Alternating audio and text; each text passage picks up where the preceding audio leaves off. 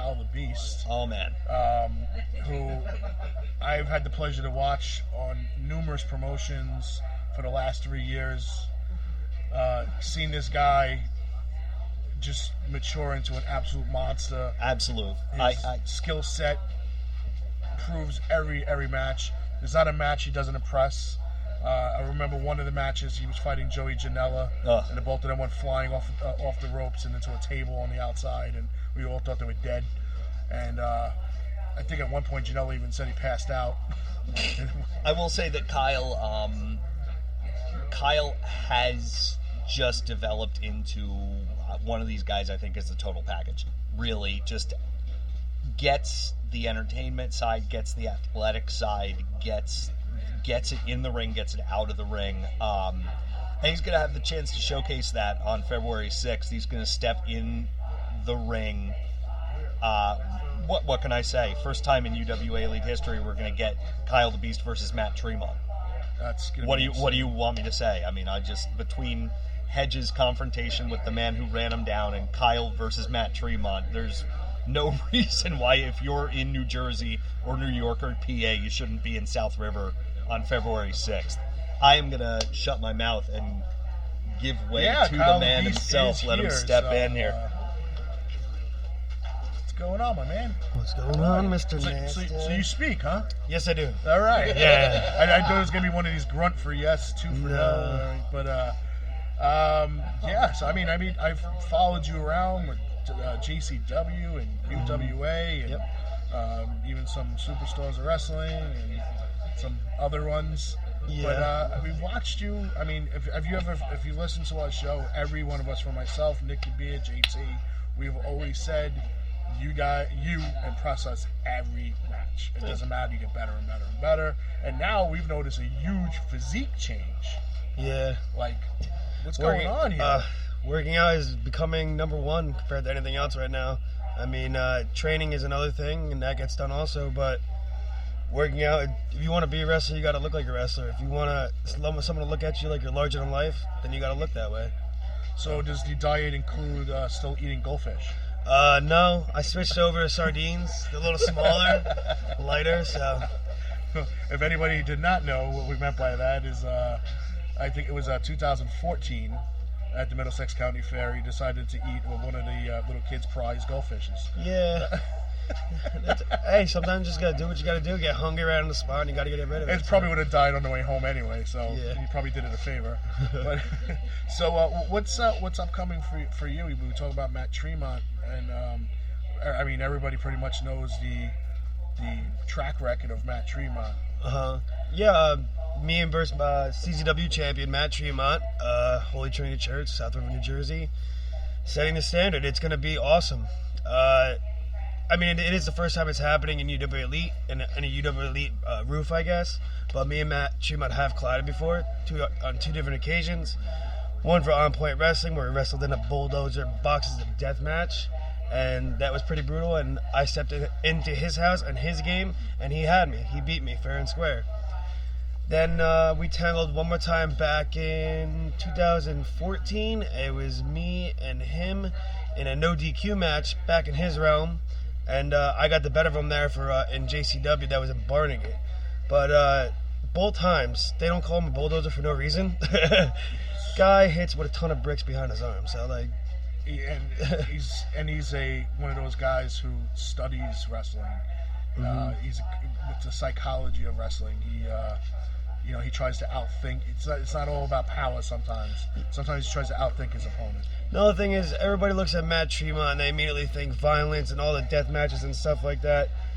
But that guy he's not just a violent wrestler. He is a wrestler. He will pick you apart and take you down. He will psychologically take everything away from you. So I have to be on top of my game 100%.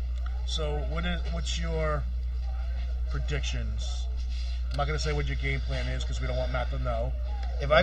I'm saying if I go in my head down, then I'm going to walk out my head down. So I'm going in the best positive attitude. I'm going to be in the best shape, and I'll be as ready as possible for this. Okay. And what's your outlook going into 2016. We're heading into the first show of the year. The championship is on Hedges right now. Are you looking for a possible heavyweight championship match, or are you just waiting in the wings? I mean, what's going on with Power Beast? It would be foolish for me to say that I don't want to chase after that gold again, because who doesn't want to be the best? Who doesn't want everybody staring at them while you're holding the big shiny prize? But yeah, I'm just going to do what I have to do right now to prove to myself that I can be on top again and take Hedges down.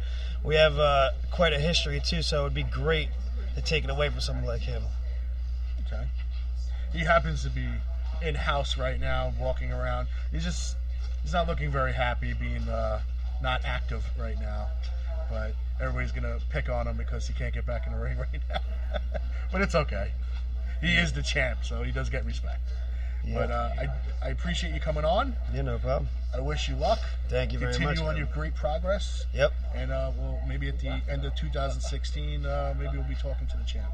I hope so, man. Thanks, right, man. Have a good one. Thank you. Talk about Westback. Yeah, talk about trading down. Seriously, going from Kyle to Colin. That sucks. Yeah. Everybody just clicked off. Rolls off the tongue. Yeah. Oh, Kyle's done. Oh, it's Colin again. Click. Again. But it's okay. I'll tell you what. Kyle's the truth, man. He really is. His real deal. It's like you said, chance to become a 3-time UWA Elite Champion, which no one has done. No one has done.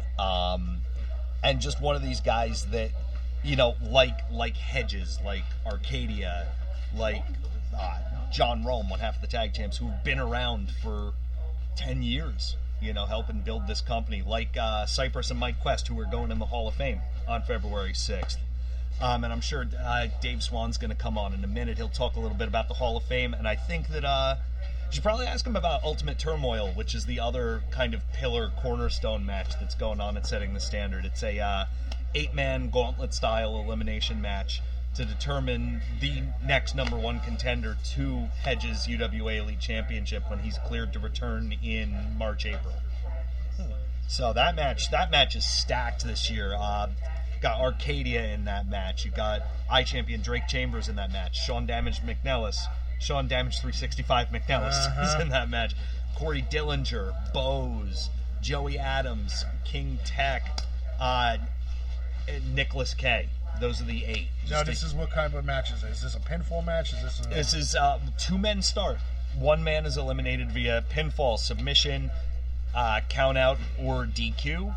Next man comes in, and last man standing. Tag team turmoil. Absolutely, it's a ultimate turmoil gauntlet match, and the last man left standing is Hedges' new number one contender.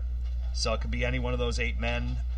Stacked field. It's usually a stacked field. Guys in the past have competed in that match. Mike Quest, Brian Brass, Explosive Eddie Thomas, Arcadia, guys that you know and have become kind of legendary around these parts. Household names at UWA Elite. A lot of former champions there. Absolutely, ton of them, and it's kind of the brainchild of Dave Swan, our president. Kind of a way to really kickstart every year at Setting the Standard, and a way to kind of ensure that, you know, not just the 1 or 2 guys who were in the title picture last year or in it this year, chance for some new faces to really make an impact, get themselves in the game.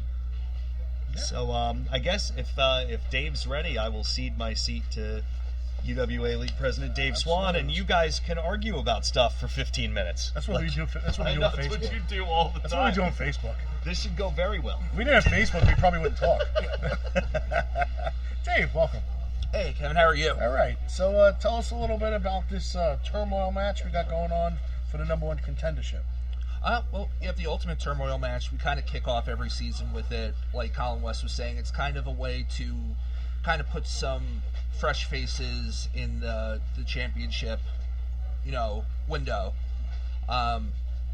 Hedges and Bose had a great match at Last Breath. Very brutal match.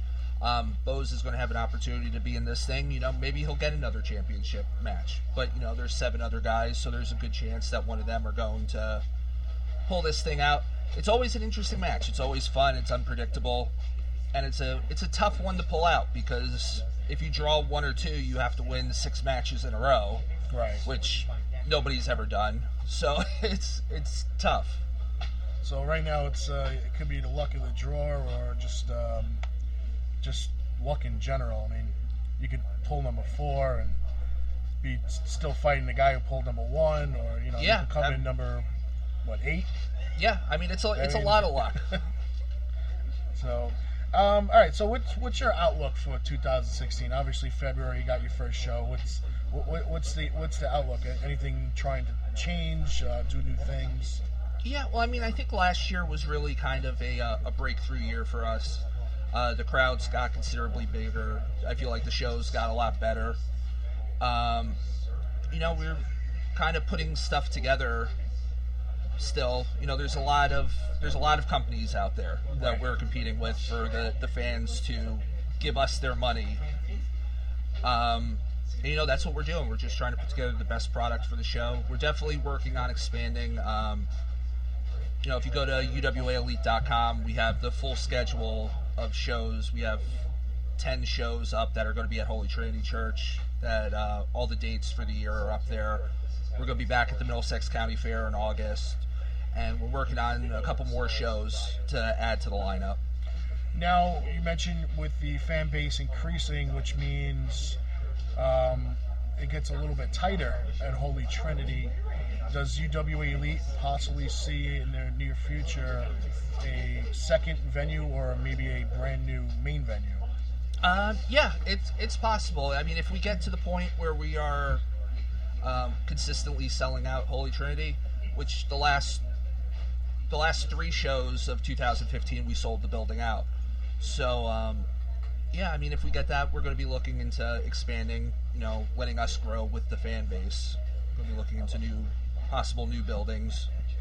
Okay, and a lot of your shows, I happen to notice, like with the Flyers, a lot of them are fundraisers. Yeah. I mean, the show on February 6th, we're working with Make-A-Wish, New Jersey. We've done stuff with them before. We've done quite a few fundraisers. We try to work with different charitable groups on a lot of the events as long as we can. It's just kind of a way to give back. We pride ourselves on being a family-friendly product, and I feel like, doing some stuff to help out some charities kind of go hand-to-hand with that. Right.